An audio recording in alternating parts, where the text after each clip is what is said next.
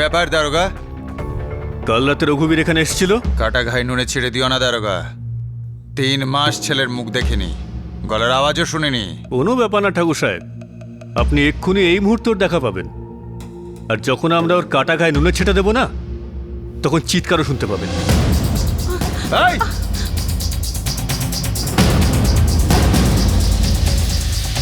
আরে ইন্সপেক্টর, ছাড়ো আমাকে। আমি কিচ্ছু করিনি। আরে ছাড়ো আমাকে, কিচ্ছু করিনি। আমাকে ছেড়ে দাও। কোথায় নিয়ে যাচ্ছে ছেলেকে? এভাবে নিয়ে যেতে পারো না। আচ্ছা, তাহলে 4 কাঁধে করে নিয়ে যাবো নাকি? এটা ভালো হবে কি? চল, আরে চল ইন্সপেক্টর, চল চল এটাকে ভেতরে ঢোকাও। চল ওটাকেও তোল। এই ওঠ ওঠ এই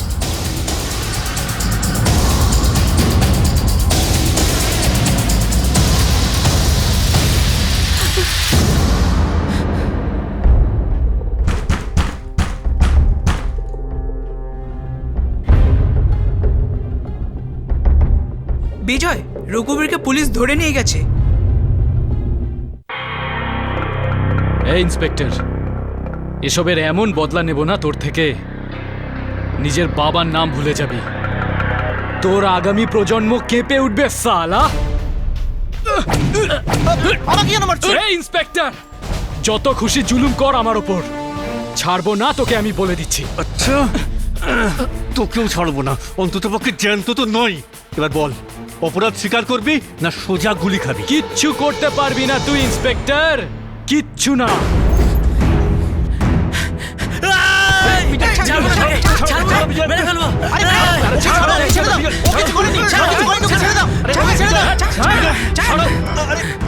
দুজনকেই আফসোস করতে হবে। একবার এখান থেকে আমাকে বেরোতে দে, দুজনকেই দেখে নেব, দুজনকে। এবার বল, স্টেটমেন্ট দিবি কি দিবি না? স্টেটমেন্ট চাই তো? তুইও কি মনে রাখবি ইন্সপেক্টর? এই বাচ্চা, তুইও শুনে নে। তোর দিদি রেশমিকে 27 জুলাই অপহরণ করি আমি। একবার না, দুবার নৃশংসভাবে রেপ করেছিলাম আমি ওকে।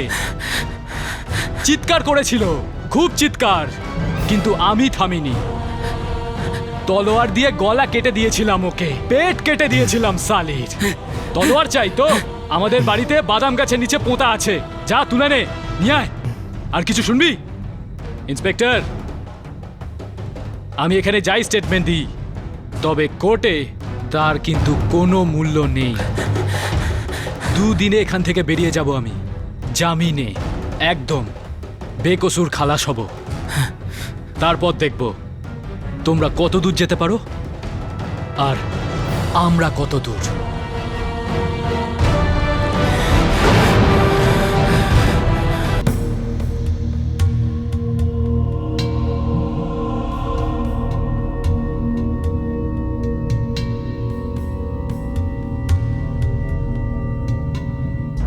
রঘুবীরের কথায় যেন দুর্বল হয়ে যেও না বিজয়।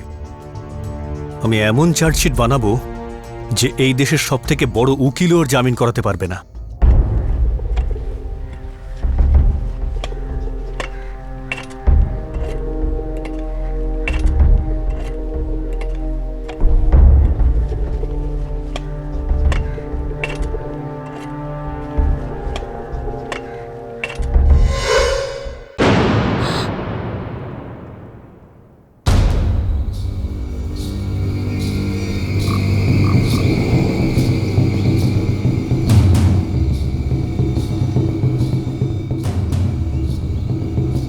ঠাকুর, এবার তুমি আকাশ পাতাল এক করে দাও, কিন্তু তোমার ছেলে এবার খোলা আকাশ আর কোনোদিন দেখতে পাবে না।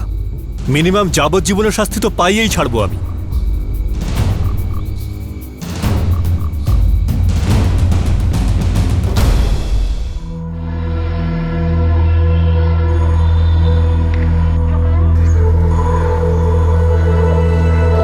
মহেন্দ্র সিং বাবু, এই মুহূর্তে ব্যাপারটা খুব মারাত্মক গরম হয়ে আছে। প্রত্যেক জায়গায় এটা নিয়ে আলোচনা। তার মানে কি বলছেন, আমার রঘুবীর জেলেই পচে মরবে নাকি? আপনার ছেলে তো আমারও ছেলে, কিন্তু ব্যাপারটা হলো কিছুদিন ওকে একটু জেলে থাকতে হবে, আর ওখানে ওর আরামের দায়িত্ব আমার। ততক্ষণ পুলিশকে নিজের চার্জশিটটা ফাইল করে নিতে দিন। আরে ভাই, আমাদেরও তো দেখাতে হয় যে আমরাও পুলিশের কাজে নাক গলাই না। আমার রঘুবীরের যদি কিছু হয় তাহলে শুধু লালবাড়াই নয়, আমাদের 8টা জেলার একটা ভোটও আপনি পাবেন না। আরে ঠাকুর সাহেব, রাধেশ্যাম বাবু কি বললেন? আপনার ছেলে আমাদেরও ছেলে হয়, হ্যাঁ? তাহলে রঘুবীরের কি করে কিছু হতে পারে? আমরা দেখলে বসে আছি, সব সামলে নেব। আসলে কি ঠাকুর সাহেব, সপ্তাহ 2 সপ্তাহ সবাই ওই মেয়েটাকে মনে রাখবে, তারপর সবাই ভুলে যাবে। তখন আমরা চুপচাপ আমাদের রঘুবীর বাবাকে বার করে নেব আর কোনো ভালো বিজনেসে সেট করে দেব।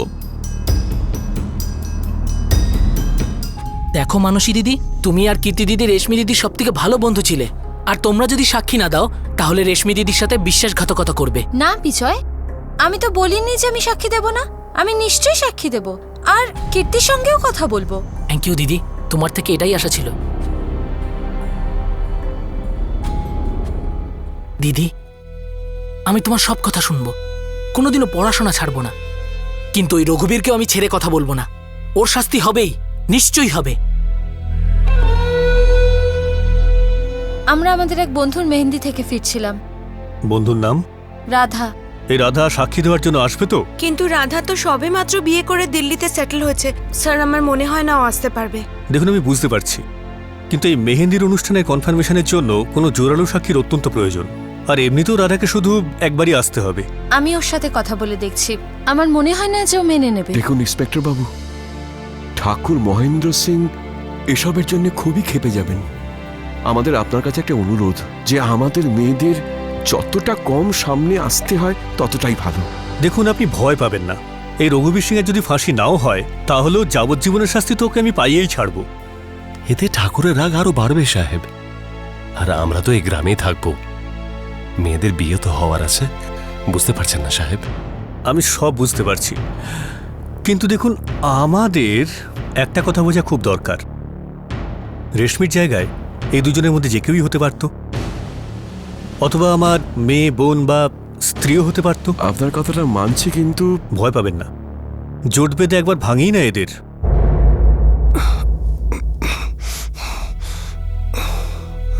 বাবা, বাবা, বাবা,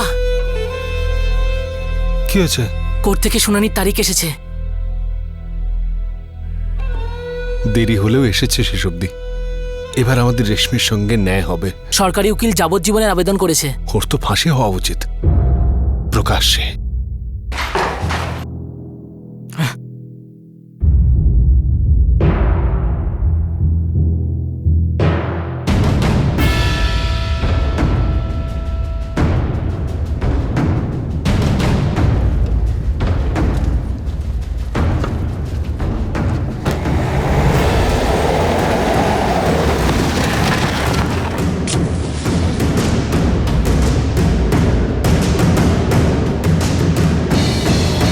চল বাবা।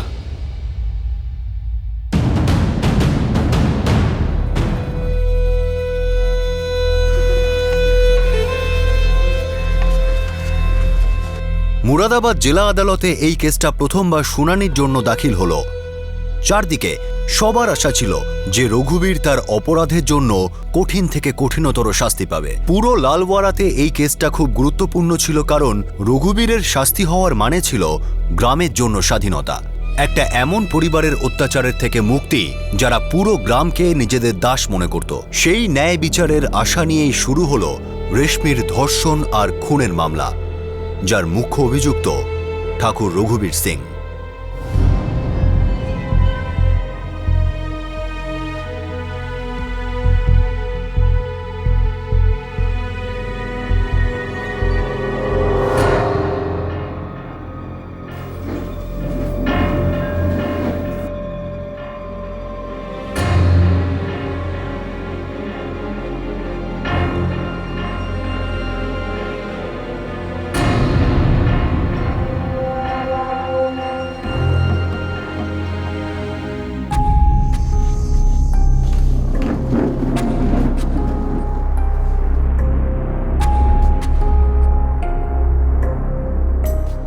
আজকের প্রথম শুনানি হলো ঠাকুর রঘুবীর সিং মরম কৃষ্ণলাল। ক্রিমিনাল সেকশনে মুখ্য অভিযুক্ত উপস্থিত আছে। আগে প্রসিকিউশন থেকে স্যার জয়শঙ্কর উপাধ্যায়। প্রতিপক্ষ থেকে মাধব কাটারিয়া। দুই পার্টি শুনানির জন্য প্রস্তুত আছে। স্যার প্রসিকিউশনের কাছে এভিডেন্স এগ্রি উইথ রেডি, আর এই পোস্টমর্টেম রিপোর্টটাও। আর স্যার এটা তাদেরই লিস্ট যাদের আমরা বক্সে ডাকবো।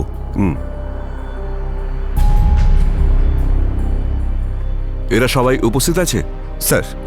মানসী, Kirti, Balram, CI Sharma, Lalwala police station থেকে, কৃষ্ণলাল,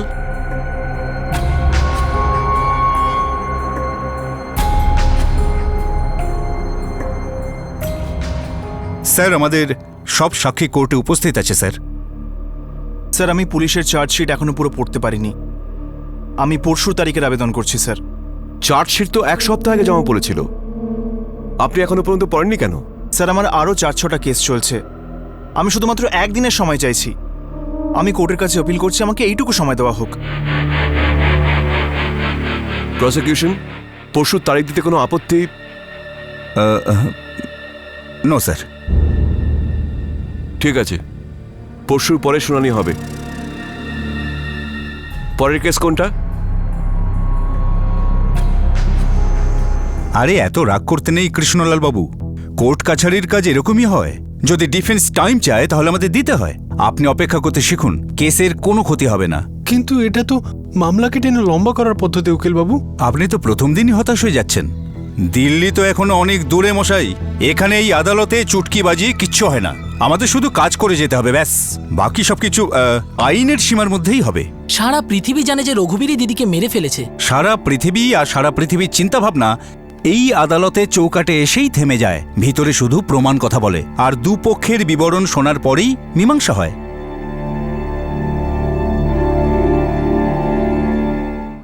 হ্যাঁ, নিয়ে আয়, নিয়ে আয়, নিয়ে আয়, নিয়ে আয়। হ্যাঁ, এখানে রাখ।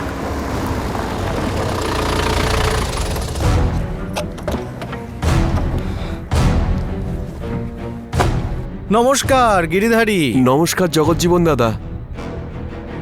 কি মনে করে? তোমার মঙ্গল ডেকে নিয়ে এলো।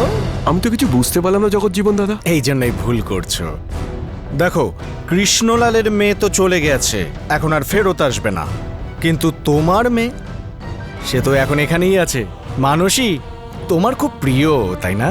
নিজের সন্তানকে কে না ভালোবাসে দাদা? এই রকম ভাবেই ঠাকুর মহেন্দ্র সিং এর কাছে ওনার সন্তান রঘুবীর প্রিয়। আর রঘুবীর দাদার যদি আদালতে শাস্তি হয়ে যায় গিরিধারী, তাহলে তোমার মেয়ে মানসীর আদালতের বাইরে শাস্তি হবে, বুঝলে গিরিধারী? তোমার মেয়ে কীর্তি তো রোজ কলেজে যায়, তাই না? এইসব সাক্ষীর পর তো যাওয়া বন্ধ হয়ে যাবে। কিন্তু আমরা তো বাড়িতে চলে যেতেই পারি, তাই না? ভালো মন্দ খোঁজ নেওয়ার জন্য। দেখুন দাদা, দেখতে তো তোমায় হবে দাদা। আমরা তো সেটাই করি যেটা ঠাকুর সাহেব অর্ডার দিয়ে থাকেন। মেয়ের বিয়ের মণ্ডপে পৌঁছে যাব, ফুলসজ্জাতে চলে যাব, দরকার পড়লে সাধেও পৌঁছে যাব। মানে এটাই যে তোমার মেয়ে আমাদের হাত থেকে আর পালাতে পারবে না। কিন্তু দাদা, আমার মেয়ে কীর্তি তো রেশমির বন্ধু ছিল। আরে রেশমি নেই যখন, তাহলে বন্ধুত্বের দরকারটা কি? হ্যাঁ, আচার বানাবে। জানা গেল যে মেয়ের আচার বানিয়ে দিয়েছে, তোমার মেয়ের। না না দাদা, না, আমি ওকে বোঝাবো। আমি ওকে বলবো যে ও যেন সাক্ষী না। এই তো বুদ্ধিমানের কথা বলেছ। আরে আমাদের ঠাকুর সাহেব নিষ্ঠুর নয়। মেয়ের পড়াশোনা বললে পড়াশোনা, বিয়ে বললে বিয়ে, আরে পুরো খরচা দিয়ে দেবেন। এবার বলো আমাদের ঠাকুর সাহেব ভালো কি না? বলরাম, গ্রামে বড় বড় মল হচ্ছে যেখানে বিদেশি ধনে পাতা পাওয়া যাবে, তাও এয়ার কন্ডিশনে। এয়ার কন্ডিশন বোঝো তো? তোমার মুদিখানার দোকানটাকে একটু ঝকঝকে করতে হবে। হ্যাঁ ঠাকুর সাহেব। সালার দোকান যদি না থাকে তাহলে ভাগ্য উজ্জ্বল হবে কি করে তোমার? এইরকম কথা বলবেন না ঠাকুর সাহেব। তাহলে তুমিও কিচ্ছু বলো না, আর নিজের ছেলেকেও চুপ থাকতে বলো। 1930-এ গান্ধীজি ডান্ডিতে লবণ আন্দোলন শুরু করেন। 1930-এ প্রথম রাউন্ড টেবিল কনফারেন্স হয়। 1931-এ সিভিল ডিসওবিডিয়েন্স ওমেন শুরু হয়। 1942-এ ভারত ছাড়ো আন্দোলন শুরু হয়। তুই চিৎকার না করে চুপচাপ লিখতে পারিস না? দাদা, দিদি আমায় এভাবেই পড়তে শিখিয়েছে। কিন্তু এখন আমি বলছি, চুপচাপ মনে মনে পড়ো মুখ বুঝে। দাদা, দিদি তো তোমায়ও বলেছিল গাইড থেকে কপি না করে নিজে চেষ্টা করো, হয়ে যাবে। কিন্তু দিদির কথা কেন শুনছো না বিজয় দাদা?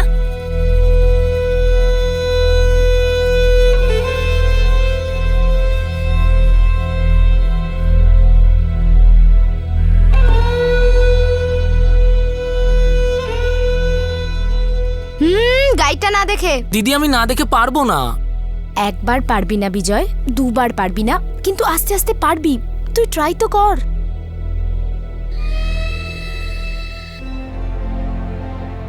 বাবা, ইচ্ছে করছে যে ওই রঘুবীরকে গিয়ে প্রাণে মেরে ফেলি।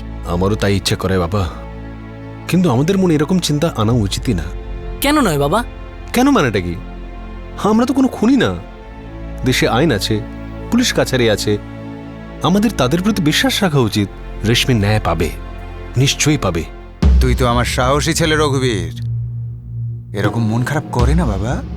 খুব তাড়াতাড়ি আমি তোকে বার করে নেব। কতদিনে বাবা? আরে রঘুবীর, তুই আমার জীবন, তোর জন্য রক্তের নদী বইয়ে দেব। তাড়াতাড়ি বেরোবি তুই। আমি সব ব্যবস্থা করে ফেলেছি। ঠিক আছে বাবা। বলুন মহেন্দ্র সিং বাবু, আপনার জন্য কি করতে পারি? যেটা করার তুমি সেটা করে ফেলেছ। খুব বিপ্লবী আন্দোলন শুরু করে দিয়েছো তুমি। দেরিতে হলেও যথাসময়। এই বিশ্বাসঘাতকতার মূল্য দিতে হবে তারকা। 373 পুলিশ অফিসারকে ধমকানো, 3 বছরের জন্য ভেতরে চলে যাবে। আরে কাঁদতে কাঁদতে এই থানা থেকে তুই যাবি। তোর এই চার্জশিটের 12টা যদি না বাজিয়েছি, তাহলে আমার নাম ঠাকুর মহেন্দ্র সিং নয়।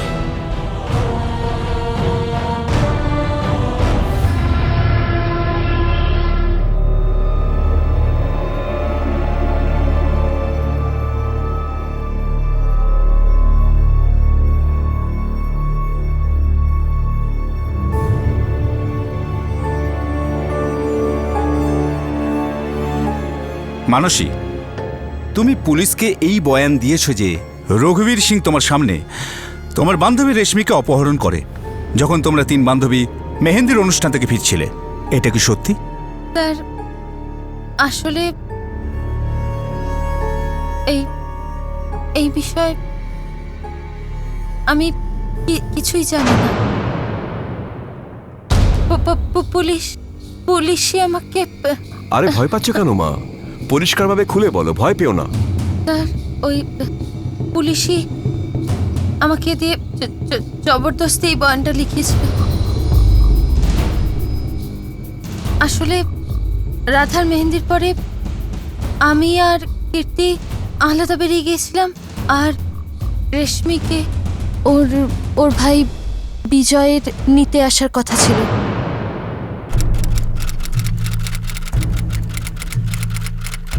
আগে স্যার, মানসী যা বলছে সেটা সত্যি। আসলে রেশমি তো আমাদের সাথে ছিলই না ওখানে। তাহলে তোমাকেও পুলিশ জবরদস্তি স্টেটমেন্ট দিতে বাধ্য করে? হ্যাঁ স্যার।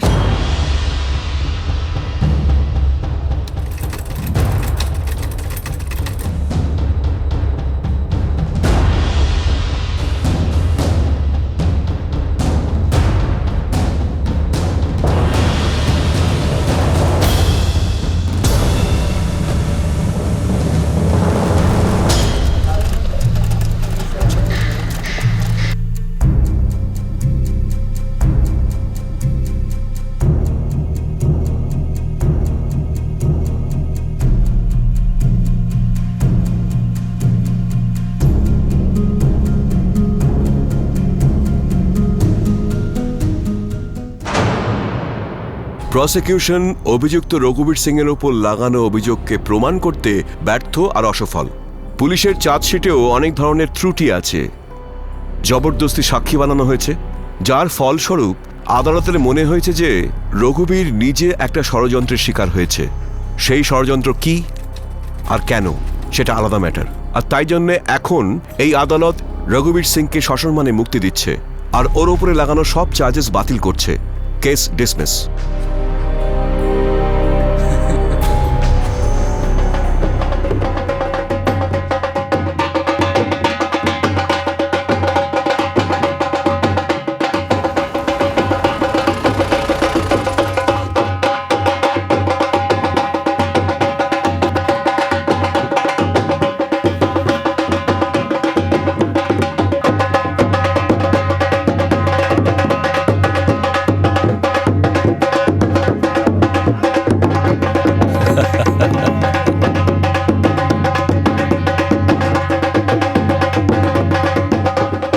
বাস, আজকের এই উৎসব সারা দিন চলবে।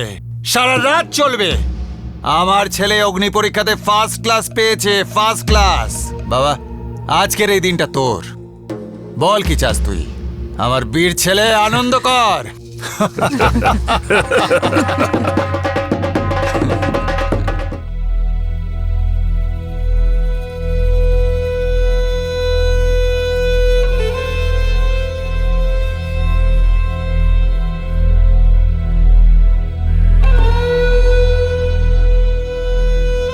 কৃষ্ণলালবাবু, আমাকে ক্ষমা করে দিন।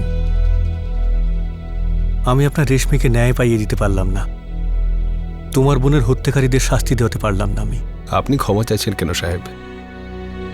আপনি চেষ্টা তো করেছিলেন, কিন্তু এই সিস্টেমের সামনে আপনি পরাজিত হয়ে গেলেন। এই সিস্টেম তো শুধু ঠাকুর আর তার ছেলে রঘুবীর সিং এর মতো মানুষের পোষা কুকুর। চলতে বললে চলে, দৌড়তে বললে দৌড়োয়, আর থামতে বললে থামে। আমাদের মতো গরিব মানুষদের তো দেখে চিৎকার করে আর কামড়ায় সাহেব। সিস্টেম তো ঠাকুরের মতন লোকেদের হাতে, আর আমরা সিস্টেমের চালে। সিস্টেমের মধ্যে থেকে সিস্টেমকে ভাঙাটা খুব মুশকিল কাজ কৃষ্ণলালবাবু। যদি এত সহজই হতো তাহলে আমরা এখন এত তর্ক করতাম না, তাই না স্যার? স্যার, ভিতর থেকে হোক বা বাইরে থেকে, ভালোবাসা দিয়ে সিস্টেমকে আর বদলানো যাবে না। চামড়াটা খুব মোটা হয়ে গিয়েছে এই পোষা কুকুরের। এর শুধুমাত্র একটাই উপায় আছে। জীবন একটা বাজার হয়ে দাঁড়িয়েছে যেখানে সবকিছু বিক্রি হয়। সংবাদপত্র তুলুন বা নিউজ চালান, আপনি রোজ এরকমই কোনো বেচা কেনা বা এরকমই একটা লেনদেন পাবেন।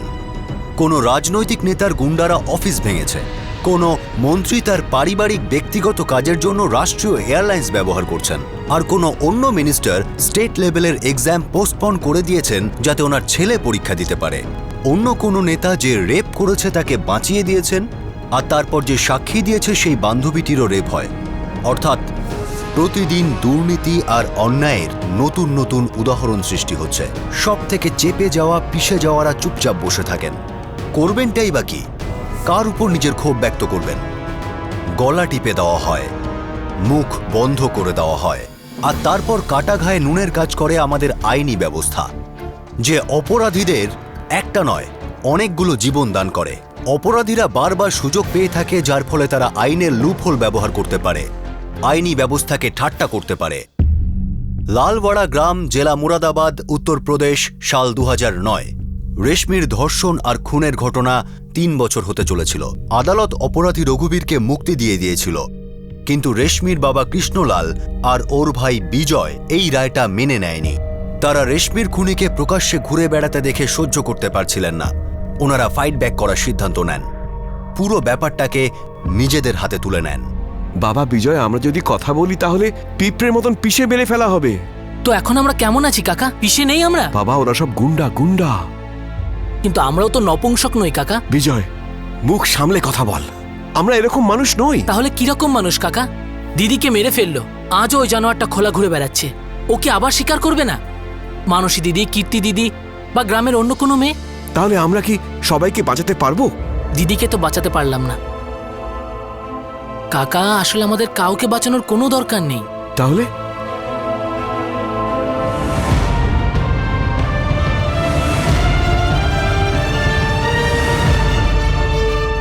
মেয়েকে হারিয়েছ, এবার কি ছেলে দুটোকেও হারাতে চাও নাকি? সবাই যদি একসঙ্গে থাকে না, তাহলে আমাদের কেউ ছুতো সাহস পাবে না। সবাই একজোট হয়ে মহেন্দ্র সিং আর রঘুবীর সিং এর বিরুদ্ধে আওয়াজ তুলব। কিন্তু সবার আগে আমি কেন? তুমি তো জানো আমার একটা যুবতী মেয়ে আছে, আর ওরও যদি তোমার মেয়ে রেশমির মতো দুর্গতি হয় তাহলে? কিন্তু সেটা তো এমনিও হতে পারে ভাই আমার। যখন আমার মেয়ে রেশমি খুন হয়েছিল সে সময় আমি বা ঠাকুরের বিরুদ্ধে কি বলেছিলাম? কিন্তু গিলে ফেললে তো আমার রেশমিকে। ওরা আবার খিদে পাবে, কিন্তু ও আবার বাইরে বেরোবে। কথাটা বোঝবার চেষ্টা করো। আমার দিদির এই অবস্থা করেছিল ওই রঘুবীর, আর কোর্টেও আমাদের সমস্ত সাক্ষী পাল্টি খেয়ে গেল, ছাড়া পেয়ে গেল শয়তানটা। দেখ বিজয়, তুই এখনো পৃথিবীটা দেখিসনি। শুধু এইটুকু জেনে রাখ যে আমরা সবাই পড়াশোনা করে এই গ্রাম থেকে বেরিয়ে যেতে পারি, কিন্তু এই রঘুবীর ও যেমন এখানকার এখানেই থেকে যাবে। মানে আমরা সব গ্রামবাসী সেই দিনটার জন্য অপেক্ষা করছি যেদিন গ্রাম থেকে বাইরে বেরোনোর সুযোগ পাবো, যাতে আমাদের মা বোনেরা বেঁচে থাকে, তাদের সম্মান না নষ্ট হয়। দেখ বিজয়, ওদের হাতে তরবারি বন্দুক আছে, লাঠি আছে, আমাদের হাতে কি আছে? আমাদের হাতে সবার সঙ্গ হতে পারে, একে অপরের সঙ্গ। আর জোটের থেকে বড় শক্তি, তার থেকে বড় কোনো হাতিয়ার দেখাও আমায়। রঘুবীর দাদা, ক্ষমা চাইছি রঘুবীর দাদা, মরে যাবো দাদা, ছেড়ে দিন রঘুবীর দাদা। আমার মনে হয় যে বিজয়ের কথায় দম আছে। আমরা যদি সবাই মিলে একটু চেষ্টা করি তো নিশ্চয়ই ওই রঘুবীরের বিরুদ্ধে কিছু করতে পারবো।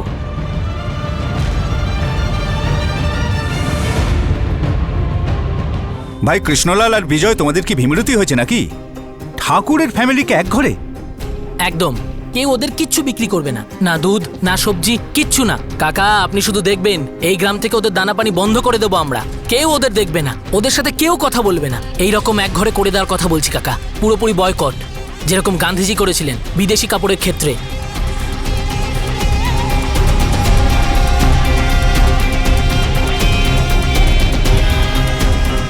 দেখো ভাই, এটা শুধু আমার মেয়ে রেশমির খুনের বদলার ব্যাপার না, এটা এই গ্রামের প্রত্যেকটা মেয়ে বউয়ের জন্য।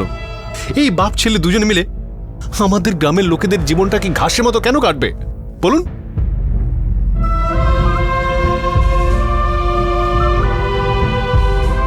দেখুন, আমরা সবাই ছোটবেলায় একটা গল্প শুনেছিলাম। একজন বৃদ্ধ বাবা তার 4 ছেলেকে এক একটা লাঠি দিয়ে বললেন ভাঙো, তো সবাই সহজেই ভেঙে ফেললো। কিন্তু যখন ওই 4টে লাঠিকে একত্রিত করে উনি এক একজনের হাতে দিলেন, তখন কেউ ভাঙতে পারলো না। আমি সেই একতার কথা বলছি কাকা।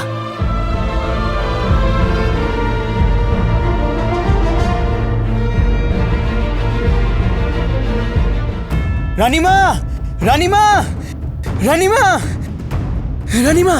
ওই বলরামের বাচ্চা, ওর এত বড় সাহস যে ও আমাদের আটা ডাল বেচবে না বলছে। রানীমা বলল যে আজ থেকে এই গ্রামে কোনো জিনিসই ঠাকুর হাভেলিতে আসতে দেবে না। ওরা সব এক ঘরে করার কথা বলছিল রানীমা। শালা তুই ওখানে দাঁড়িয়ে বলরামের জিভ কেটে দিলি না কেন? ওর মাথা ফাটিয়ে ঘিলু বের করে দেওয়া উচিত ছিল। শালা নপুংসকের মতো মুখে কালি লাগিয়ে রঘুবীর দাদার সামনে চলে এলো। বাবলু দাদা, আমি তো রানীমাকে বলেইছিলাম, উনি বললেন যে রঘুবীর দাদাকে কি অভিযোগ করো। এত সাহস বেড়ে গেছে ওর। চল রে। আরে শোন না,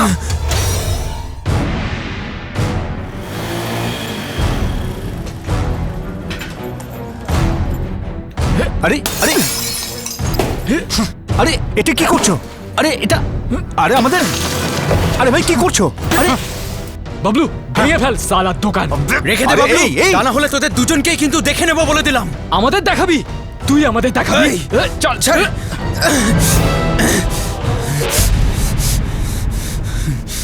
বলরাম কাকার ক্ষতিপূরণের টাকা তোমাকে দিতে হবে রঘুবীর। আচ্ছা, তাহলে এই ব্যাপার। তুমি তাহলে এই গ্রামের নতুন ভগবান? হ্যাঁ, তোমার কাছে 10 সেকেন্ড সময় আছে। যদি বলরাম কাকার ক্ষতিপূরণের টাকা না দাও, তাহলে তোমার এই বাইক কেজি দরেও বিক্রি হবে না। বাবু, ভুলে গেছিস তোর দিদির সাথে আমি ঠিক কি কি করেছিলাম?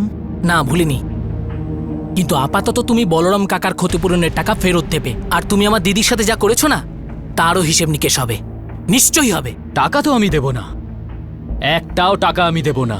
আমিও তো দেখি গ্রামের বাচ্চারা কি কি করতে পারে।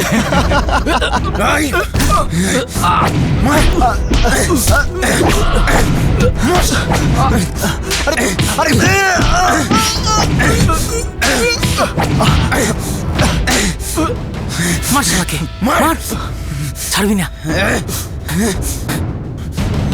ছাড়বি না। এই নাও কাকা টাকা।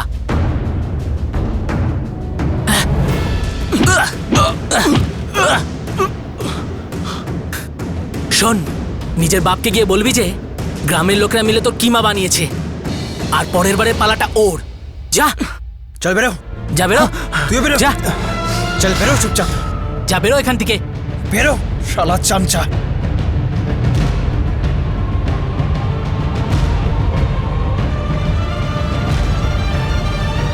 বাবা, আমার মনে হয় যে আমরা বাঘের মুখে হাত ঢুকিয়েছি। আরো দাঁতও ভেঙে দিয়েছি। ভয় ঝেড়ে ফেলুন কাকা, আর একটু তাজা হয় নিঃশ্বাস নিন। আর কতদিন ভয়ে ভয়ে বাঁচবো? এরকম ভাবে ফেরত আসা উচিত ছিল না, উচিত ছিল না ফেরত আসা। ভুল করেছিস রঘুবীর। ওরা 7-8 জন লোক ছিল ঠাকুর সাহেব, ওরা হঠাৎ করে রঘুবীর দাদাকে পেছন থেকে চেপে ধরে।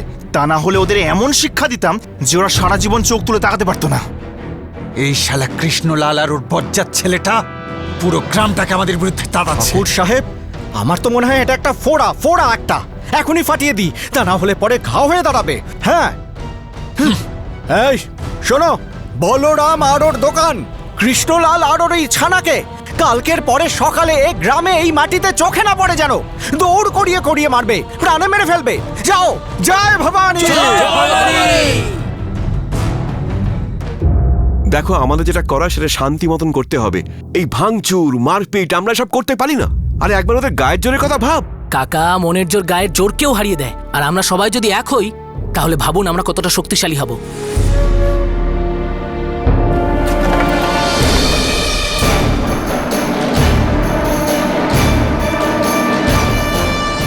আমার তো মনে হচ্ছে আজকে অঘটন একটা ঘটবেই।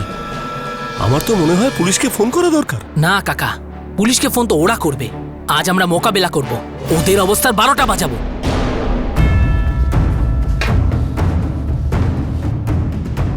শালা দাঁড়িয়ে দাঁড়িয়ে মুখ দেখছো কি?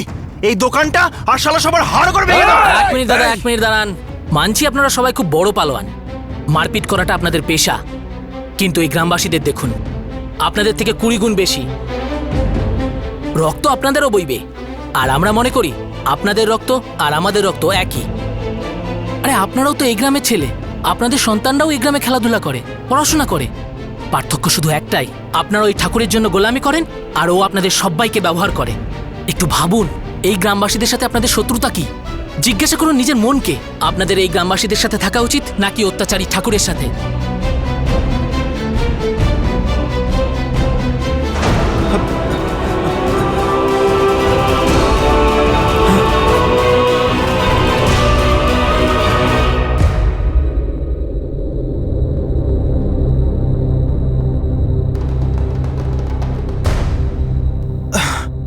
রঘুবীর দা, রঘুবীর দা, কি হলো? সব কটাকে শেষ করে দিয়েছিস তো? না দাদা, আমরাই তো এবারে শেষ হতে বসেছি।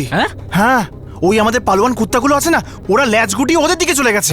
না, এটা হতে পারে না, এটা কিছুতেই হতে পারে না। ঠাকুর সাহেব, ওরা ওদের দিকে চলে গেছে, আমি সত্যি বলছি ঠাকুর সাহেব। জল মাথার উপর উঠে গিয়েছে ঠাকুর সাহেব। জগজ্জীবন, পঞ্চায়েত ডাকো। আমিও দেখতে চাই এই আন্দোলন কতদিন টিকে থাকে। আমি যখন প্রধানের পদে বসি তখন আমার সাথে গ্রামের কারোর কোনো শত্রুতা থাকে না। ওই সময় আমার শুধু একটাই দায়িত্ব থাকে, পঞ্চায়েতের মর্যাদা আর আইনের দেখাশোনা। আমার মনে হয় কৃষ্ণলাল আর ওর ছেলে বিজয় যে কাজটা করেছে সেটা খুবই অন্যায় আর আইন বিরুদ্ধ। সেই জন্য একটা শাস্তি হতে পারে, বের করে দেওয়া। হ্যাঁ, গ্রাম থেকে। কি পঞ্চায়েত, আপনাদের কি মত? একদম ঠিক, একদম ঠিক। এরা পঞ্চায়েত নয়, চামচা, এই ঠাকুরের চামচা, যারা এর ইশারাতে নাচে। মহেন্দ্র সিং আমার থেকে ভয় পেতে শুরু করেছে, তাই পঞ্চায়েতের সাহায্যে আমাকে চুপ করাতে চাইছে। কিন্তু ভাই সব, আমরা কি চুপ করে বসে থাকবো? এবার আমরা তখনই শান্ত হব এই গ্রামে যখন সত্যি শান্তি আসবে। এনারা পঞ্চ পরমেশ্বর নয়, মিথ্যেবাদী, সব মিথ্যেবাদী। আর এই রঘুবীর এই পঞ্চায়েতের সাহায্যেই আমাদের রেশমিকে ধর্ষণ করেছে, খুন করে দিয়েছে মেয়েটাকে। আমি তো বলতে চাই এই পঞ্চায়েতকে দূর করে দিয়ে নতুন পঞ্চায়েত বাছাই করে নাও। এমন পঞ্চায়েত যাদের শিরদাঁড়ার হাড়টা যেন থাকে, যাদের ভিতর সাহস থাকে, ক্ষমতা থাকে, বল থাকে। এদের মতো হ্যাঁতে হ্যাঁ বলতে থাকা পঙ্গপালের মতো পোকা না হয়। যারা নতুন পঞ্চায়েত চাইছেন তারা হাত তুলুন।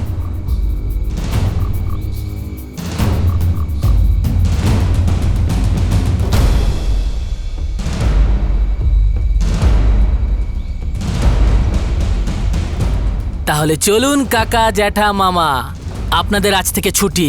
যান, বেরিয়ে যান এখান থেকে। হ্যাঁ হ্যাঁ, নমস্কার, যান।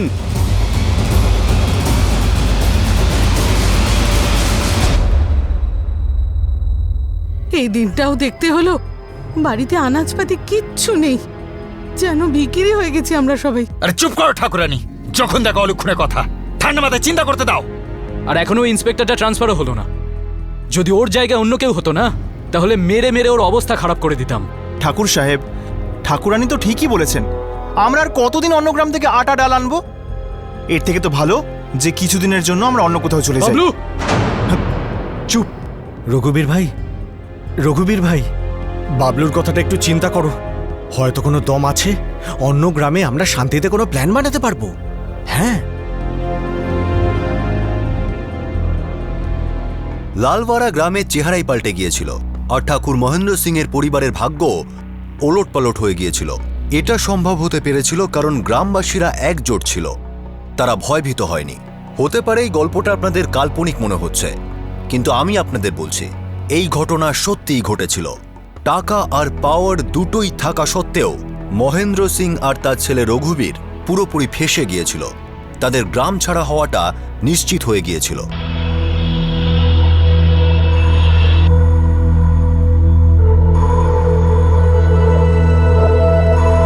ঘুরিয়ে ফিরিয়ে কোনো কথা বলবো না ঠাকুর সাহেব, কিন্তু এই মুহূর্তে বাস্তবটা এটাই যে আপনার যাই ক্ষমতা, নাম, ডাক, যেটাই বলুন, সবকিছু মাটিতে মিশে গেছে আপনার ছেলের রঘুবীরের জন্য। আমরা আপনাকে বহুবার ইশারা করেছি, সোজাসুজি মুখের উপর বলেও দিলাম যে ছেলেকে লাগাম দিন, লাগাম দিন।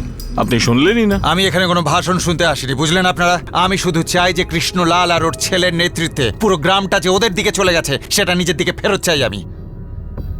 ওই কৃষ্ণলাল আর ওর ছেলেকে তো এরপর ভালো করে শিক্ষা দেবো আমি। আপনি বাস্তবটাকে দেখতে পাচ্ছেন না ঠাকুর সাহেব। এখন আপনার এই গ্রামটা শুধুমাত্র একটা গ্রাম নেই, একটা জোট হয়ে গেছে।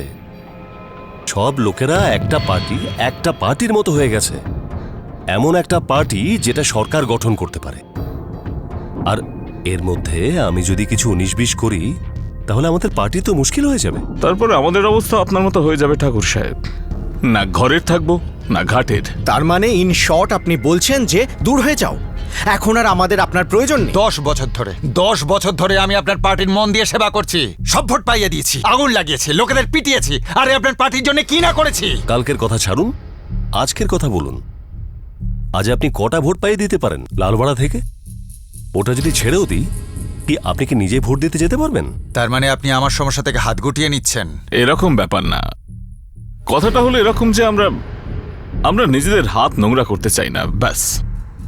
একটা পরামর্শ দিচ্ছি ঠাকুর সাহেব, যত তাড়াতাড়ি সম্ভব লালওয়ারা থেকে উধাও হয়ে যান।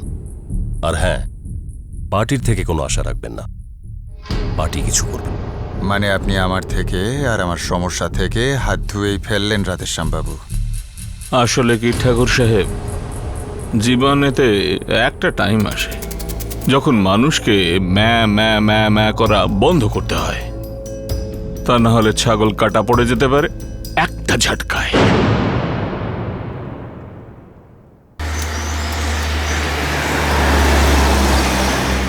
ঠাকুর সাহেব, বিপক্ষ দলের সাথে কথা বলেছি, সাহায্য চেয়েছি, কিন্তু শালারা আমাদের কথাই শুনল না। শালা, এখন এই অবস্থায় গ্রাম ছেড়ে চলে যাওয়াটাই ঠিক হবে। ঠাকুর সাহেব, আপনি ভুল বুঝবেন না, আমি একজন বিল্ডারকে জানি যে এখানে একটা হোটেল টোটেল বানানোর চক্করে রয়েছে। সে গ্রামের কাছে কিছু একটা করতে চায়। তো ঠান্ডা মাথায় চিন্তা করুন সরকার, ঠান্ডা মাথায়। আপনার জমি আর বাংলো সব মিলিয়ে বিল্ডারের থেকে মোটা টাকা পেয়ে যাবেন আপনি, কোটি টাকা। এটা আমাদের জীবনটা নতুন করে শুরুর পক্ষে ভালো হবে। আপনার জমি আর বাংলোটা বিক্রি হতে একটু সময় লাগবে ঠিকই, কিন্তু একবার যদি বিক্রি হয়ে যায় না, তাহলে জীবনটা নতুন করে আরম্ভ করা যাবে। ঠাকুর সাহেব, আরাম করবেন আপনি, আরাম।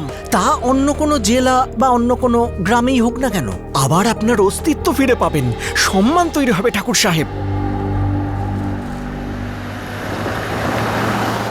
কোনো প্রশ্নই ওঠে না বাবা, নিজের গ্রাম ছেড়ে দেবো আমি। বাবা, এখন আর কোনো রাস্তাই নেই। এখন পরিস্থিতিটাই এমন রঘুবীর ভাই যে এখান থেকে বেরিয়ে যাওয়াটাই বেস্ট হবে। কিন্তু একটা অচেনা অজানা জায়গায় কোনো আত্মীয় নেই, বন্ধু নেই, খুবই ফাঁকা ফাঁকা লাগবে। আর আমরা যে সম্মান আর গর্বের অধিকারী, আমরা সেটার ফেরত পাবো না, সে আমাদের কাছে যত টাকাই থাকুক না কেন। চুপ চুপ কর একদম, মুখের মতো কিছু ঢুকিয়ে রাখ। আমি এক্ষুনি যেটা বললাম সেটা বুঝতে পারলি না? আমাদের কাছে অন্য কোনো রাস্তা নেই, কোনো রাস্তা নেই। সালা, আগে যদি জানতাম না আমি, তাহলে এই ভাইটাকেও মেরে ফেলতাম আমি। বাবা, পিছন ফিরে আর তাকাস না। ঠান্ডা মাথায় চিন্তা কর এরপর কি করবি।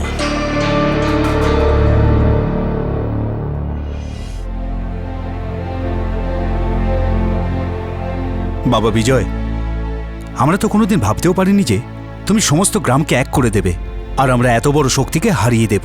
আপদ এখান থেকে তো বিদায় হয়েছে, কিন্তু অন্য কোথাও গিয়ে আস্তানা গেড়েছে। ওরা যে যে গ্রামে যাবে ওই ঠাকুর রঘুবীর সিং আর মহেন্দ্র সিং শুধু নোংরাই ছড়াবে।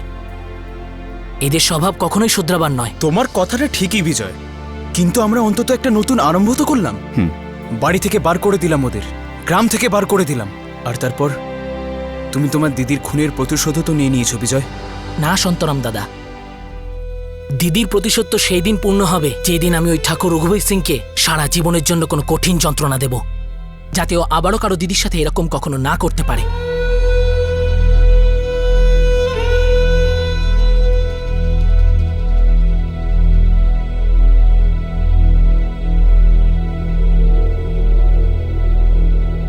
বিজয়, আমি জানি বাবা তোর মাথায় কি ঘুরছে। রঘুবীরের শাস্তি কোথায় হলো বাবা? নতুন জায়গায় গিয়ে ও আবারও সেই নোংরামো শুরু করবে, আবার কোনো রেশমি দিদি ওর লালসার শিকার হবে। যেদিন তোর রেশমি দিদির লাশ পাওয়া গিয়েছিল আমার ভিতরে এত রাগ জমা হয়েছিল, আর আমার এমন লাগছিল যেন আমার শরীরের সব রক্ত অ্যাসিড হয়ে গিয়েছে। যেন যখন আমি ওর নিষ্প্রাণ শরীরটাকে তুলে ধরেছিলাম তখন আমার সেদিনটা মনে পড়ে গেল, যেদিন তোর মা প্রথমবার ওকে আমার কোলে দিয়েছিল। ফুলের মতো হালকা, খিলখিল করে হাসি বুকের ছোট্ট পরে কি করে নষ্ট করে দিল ওকে, কি নৃশংসভাবে গলা কেটে দিয়েছে, আমার সোনামণির পেট চিরে দিয়েছে। আমি রঘুবীরকে মেরে ফেলতে চাইতাম বাবা। আমি যেদিন পুলিশের সঙ্গে দেখা করেছিলাম সেদিনই আমি একটা বন্দুক কিনেছিলাম, এটা ভেবে যে যখনই সুযোগ পাবো তখনই ওর মাথায় 4-6টা গুলি ভরে দেব। বাবা, সেই বন্দুকটা কোথায় আছে?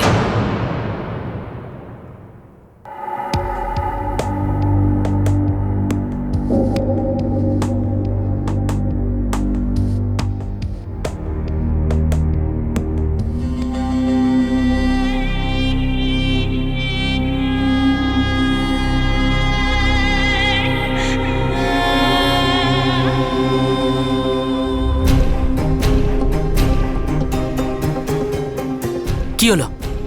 শিয়ালের মতো পালাচ্ছ? লেজ গুটিয়ে পালাচ্ছ তোমরা? খুব ভালো করেছিস তুই যে নিজেই এখানে এসে গেছিস। আমরা তো তোর বাড়িতেই আসছিলাম টাটা বাই বাই বলার জন্য। তোর লাশকে সালা শয়তান যা হবে দেখা যাবে। শালাকে মেরে এখানে শুয়ে দাও। না বাবা বিজয়, না, ভগবানের দোহাই এরকম করো না। ঠাকুরানী, আমার আর কাউকে চাই না, আমার শুধু এই রঘুবীরকে চাই। ও আমার দিদিকে মেরেছিল তাই না? ওর আমার হাতেই মরা উচিত ছিল। আপনারা ওকে বাঁচিয়েছিলেন, কিন্তু আর না। বিজয় দেখ, আমার অনেক বড় ভুল হয়ে গেছে, আমি আফসোস করছি নিজের ভুলের জন্য। কিন্তু আমি যেটা করতে যাচ্ছি তাতে আমার কোনো আফসোস হবে না, কখনো না। বিজয় শোন আমার কথা, শোন বিজয়, শোন আমার কথা। বিজয়,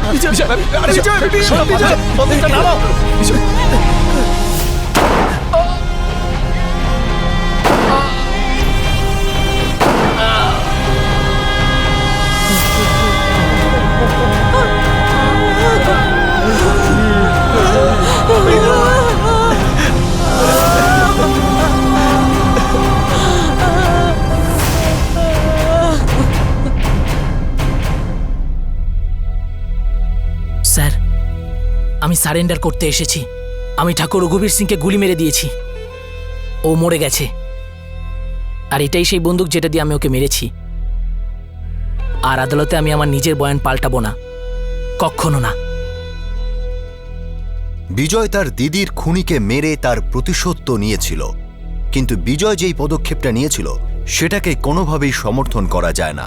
আমরা এই ধরনের খুন খারাপি আর আইনকে নিজের হাতে তুলে নেওয়ার ফিলোসফিতে একদমই বিশ্বাস করি না, বরং সেটাকে আমরা বারণ করি। কিন্তু এই কেসটায় যা কিছু ঘটেছে তা একটা দুঃখজনক ঘটনা, খুবই দুঃখজনক ঘটনা। একজন খারাপ বাবার নষ্ট হয়ে যাওয়া ছেলে একটা মেয়েকে রেপ আর মার্ডার করে। তারপর সেই অত্যাচারিত মেয়েটির ভাই সেই খুনিকে শেষ করে দেয়। কেসটা এই মুহূর্তে কোর্টে। আমরা এই কেসটা কেন বাঁচলাম? শুধু এই জন্যে যে যেসব মানুষ পাওয়ারফুল, ধনী, তারা একটা কথা বুঝে নিন যে ক্ষমতা আর টাকার জালে আপনি সবাইকে পিষে ফেলতে পারেন না। কোনো না কোনো অত্যাচারিত উঠে দাঁড়াবেই, আর তার ভেতরে সমস্ত মনুষ্যত্ব লাভা হয়ে বাইরে বেরিয়ে আসবে, আর তারপর ইঙ্গিত দেবে ধ্বংসের আর ভয়ঙ্কর মৃত্যুর। জীবন সম্মানের সঙ্গে কাটানো, স্বাধীন থাকা, সুরক্ষিত থাকা, এটা প্রত্যেকটা নাগরিকের জন্মগত অধিকার। প্রয়োজন হলো সমাজ আর সরকার মিলে সমাজের ভারসাম্য বজায় রাখার চেষ্টা করুক। প্রত্যেককে এগিয়ে যাওয়ার সুযোগ দেওয়া উচিত। যাদের হাতে ক্ষমতা আছে, বল আছে, তাদের তো বাকি সমাজের কাছে উদাহরণ হওয়া উচিত, যাতে আইনি ব্যবস্থায় কোনো ভুল রোল মডেল তৈরি না হয়। আমাদের দেশের সংবিধান আর আইন সবচেয়ে উঁচু পদে আছে, আর তার যথাযথ পালন হওয়া উচিত। এরকম যেন না হয় যে এগুলো শুধু বইয়ের পাতায় আর বুদ্ধিজীবীদের ডিবেটেই হারিয়ে যায়। আপনাদের সাথে আবার দেখা হবে। ততক্ষণ নিজের খেয়াল রাখবেন, সুরক্ষিত থাকবেন, সতর্ক থাকবেন। জয় হিন্দ।